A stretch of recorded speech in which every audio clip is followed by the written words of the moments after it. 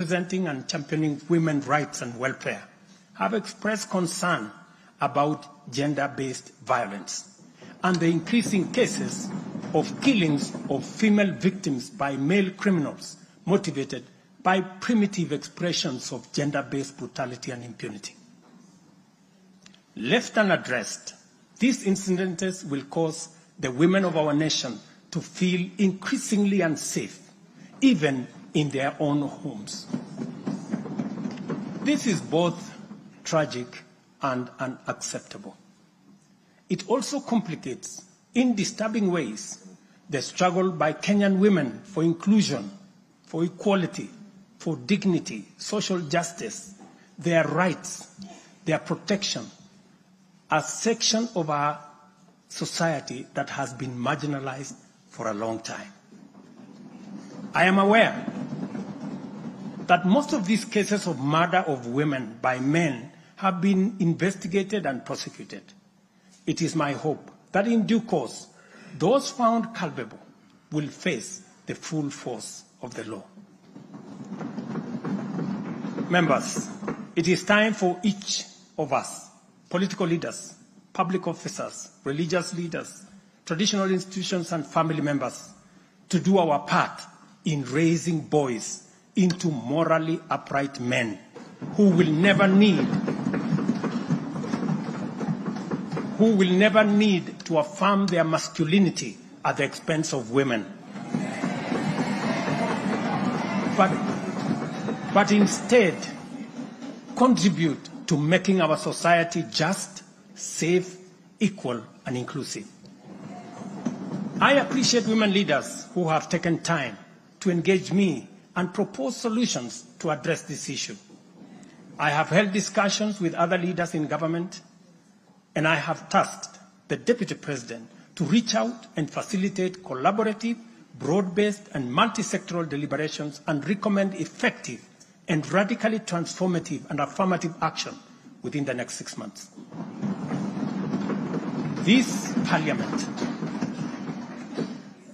Parliament will recall that early in my tenure, I engaged the leadership of both houses with recommendations on a working formula to actualize meaningful inclusion of women in national leadership. We must seriously question the drivers and the motives of resistance and reluctance to take the next step in actualizing the 2/3 gender rule. We must call out those who continue to sabotage this right of women to contribute to the governance of our nation. Women are not second-class citizens. They deserve equal representation at all levels.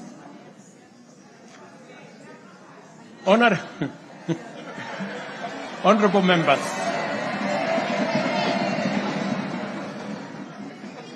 without a doubt, honorable members, without a doubt, every shilling of our national revenue matters and must be used to deliver maximum value to Kenyans.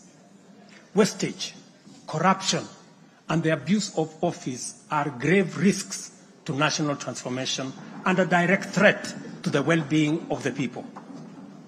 I have given my full commitment to serve as a responsible steward of public resources.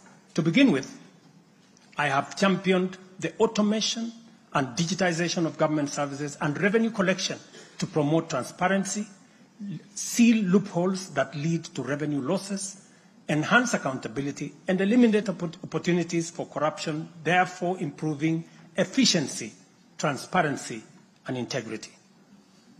I am delighted to report to this House on the dramatic improvements we have recorded by automating and digitizing our revenue collection and service delivery through eCitizen.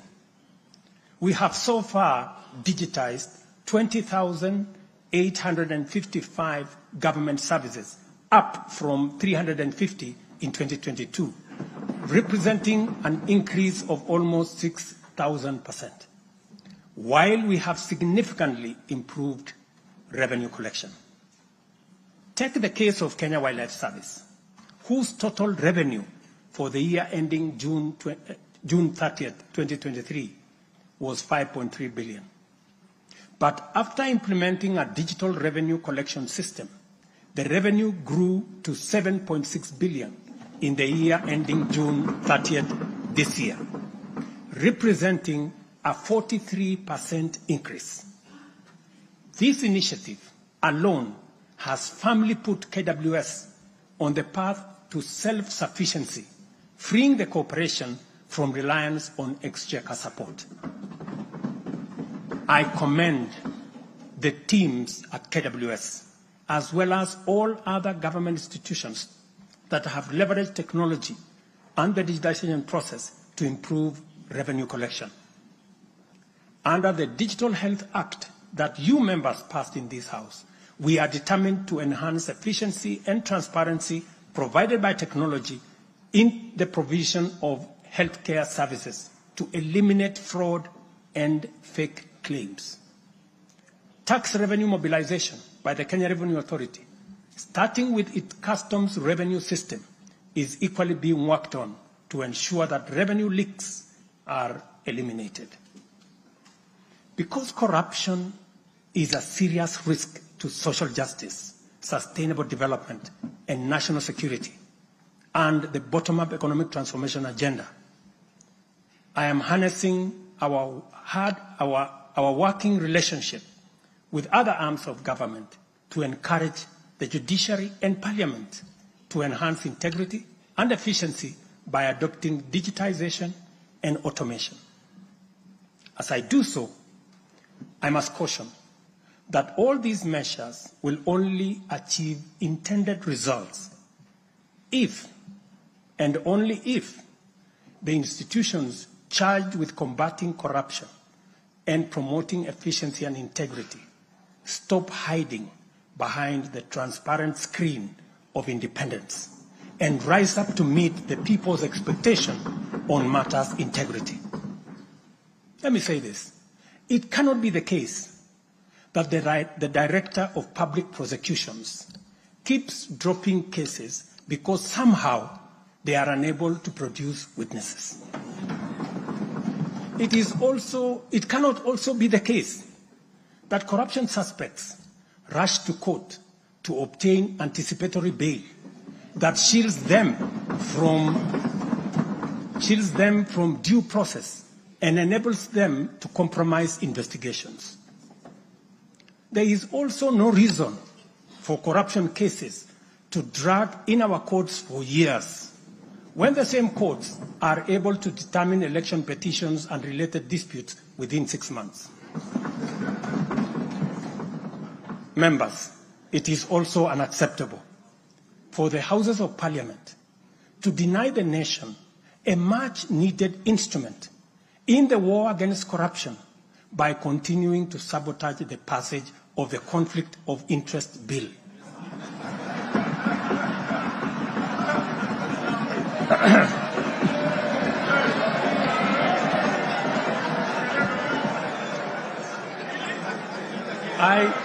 I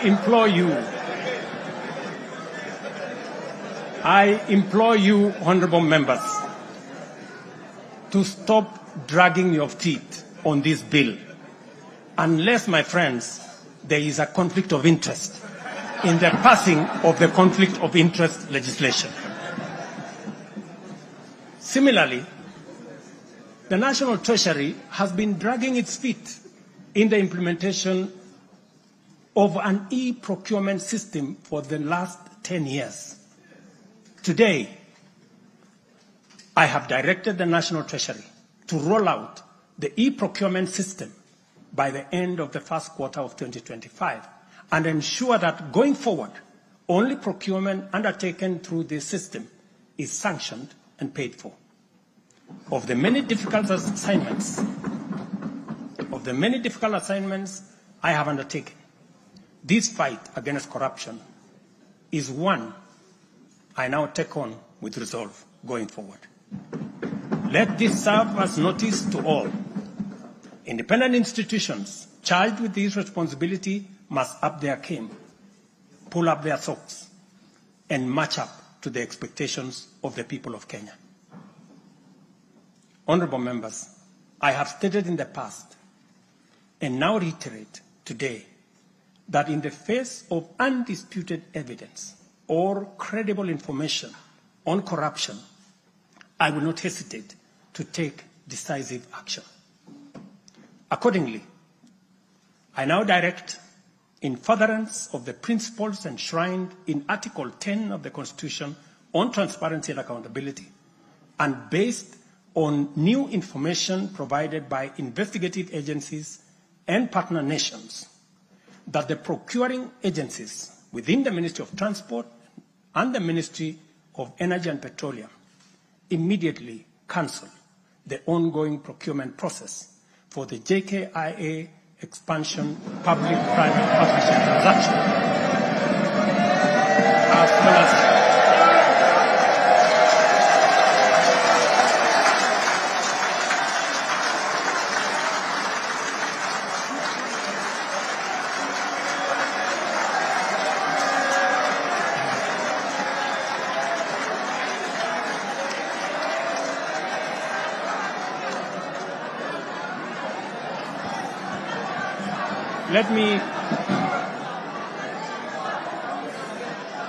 Let me repeat this for clarity.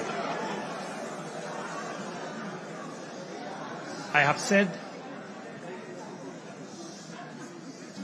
that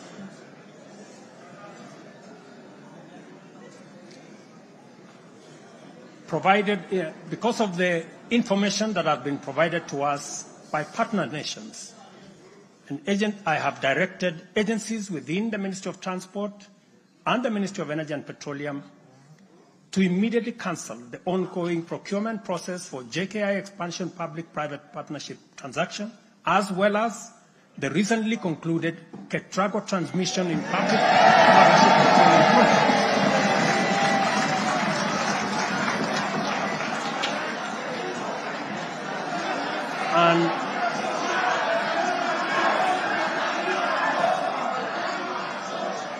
And immediately commence the process of onboarding alternative partners, because these are important projects. Honorable members, the work of taking our nation forward is our collective responsibility as citizens. For this reason, we value the contribution of all, whether they come in the form of support or encouragement, suggestion or proposal, criticism or protest. I believe that the most powerful component of leadership is listening and learning. Therefore, I engage with you and listen to all citizens, their elected leaders, public officers, administrators, teachers, and other professionals, learners and the youth, farmers, fisherfolk, pastoralists, traders, craftsmen, artisans, nurses, doctors, community health promoters, and workers across all types of sectors in every sector. I listen too to religious leaders, the civil society, industrialists, entrepreneurs, and professionals. Their contributions and everyone else's have my full attention and commitment to respond through positive, affirmative action that takes the national transformation endeavor forward. I commit to continue listening and acting, to engage, debate, deliberate with you, and to take your input into consideration in serving our nation. By design, the bottom-up economic transformation agenda is defined by its capacity to elicit feedback in the course of implementation and incorporate the same in making improvements and further progress. With every input from stakeholders, our ability to drive progress increases. By listening to you and to every Kenyan, I am able to serve this nation better. As we take part in this necessary discourse, I want to make one thing very clear. I am fully invested in the success of the strategies, policies, programs, and projects under our plan. For this reason, I am committed to do all it takes and work with every willing Kenyan until we succeed, because failure is not an option. Given the challenges our nation has faced, it has become clear, honourable members, that overcoming these obstacles requires the collective energy, the collective wisdom, ideas, and goodwill of Kenyans of all political, cultural persuasions, religious beliefs, and walks of life. The wisdom of entrenching national unity and inclusivity as a national value in our Constitution is clearly evident. Our diversity is our source of power. And this moment in the history of our nation calls for radical collaboration to transcend our challenges. We do not have the luxury of magnifying our differences. It is time for all of us to pull together and usher the nation into the future of our dreams. With this in mind, I initiated extensive consultations with leaders from across all divides, public and private. Through these engagements, we resolved to reimagine unity and inclusivity and harness the full potential of our nation through bipartisanship, which culminated in the formation of the broad-based cabinet. The imperative to accommodate the contribution of leaders across the aisle inspired us to constitute the broad-based government, a partnership based on shared purpose and premised on a commitment to bring our national values into action to turbocharge the implementation of the transformation of our nation. Being a farmer myself, transformation is like farming. A lot of resources are invested in plowing the land and planting the seeds, after which there is nothing to see for all the work except stretches of bare earth. Impatience might lead to anxiety and lamentation of the waste of effort in seed buried in the earth. However, after a brief wait, seedlings sprout, requiring close attention, weeding, and patient tending into the crop that will be ready for harvest. So is economic transformation. It requires hard work, investment of resources, patience, and faith. We have planted the seed, and all over the field, it is beginning to sprout. While admittedly there remains much to fulfill, our collective hope to deliver the national economic transformation that this nation so dearly deserves is on course. I am proud to declare that we have also made undeniable progress in building on the strong foundation laid in previous years and getting the national development project off the ground. Honourable members, from the reports that I have the honour to table for your consideration and debate, there is reason to be optimistic that our forward march is unstoppable and that our capacity and commitment to live and work by our national values and principles of governance are stronger than ever before. Our nation is a proud member of the international community, making our contributions to the global progress boldly and with great determination. We stand collectively facing the dawn with confidence that our expectations of a bright daylight is not in vain. In summary, honourable members, and all fellow citizens, the state of our nation is resilient.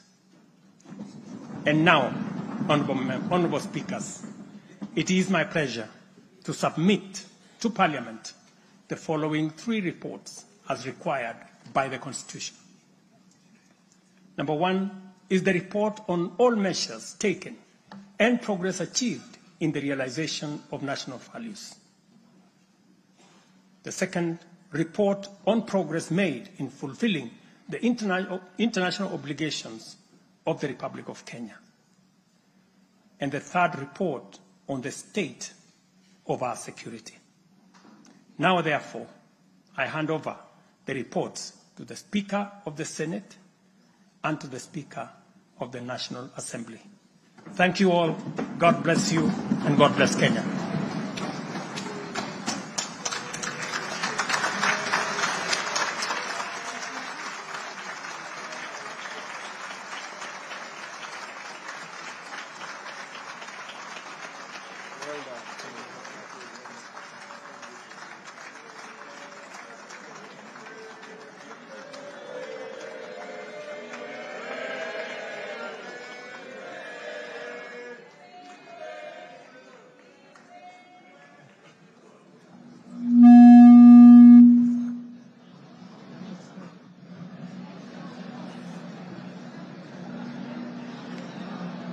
Order, honorable members, Your Excellency the President, the Right Honorable Speaker of the National Assembly, honorable members, distinguished guests, please be upstanding.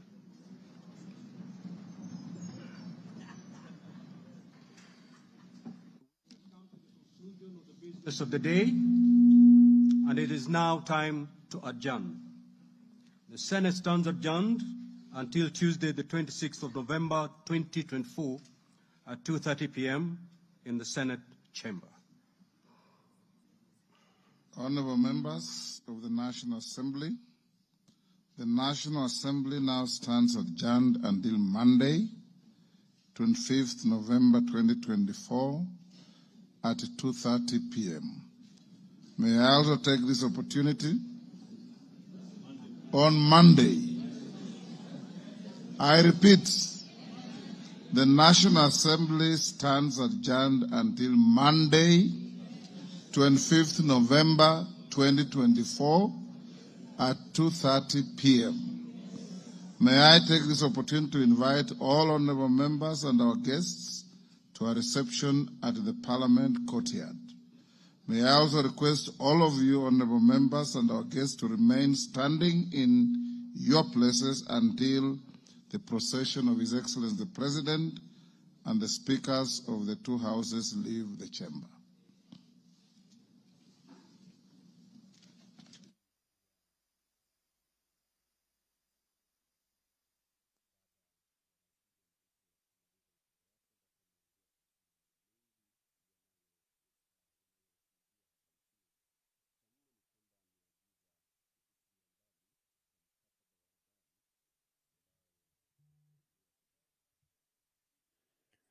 Well, our dear viewers, that marks the end of the third State of the Nation address by the President of the Republic of Kenya, President William RUTO, who has just concluded his third State of the Nation address as required by the Constitution.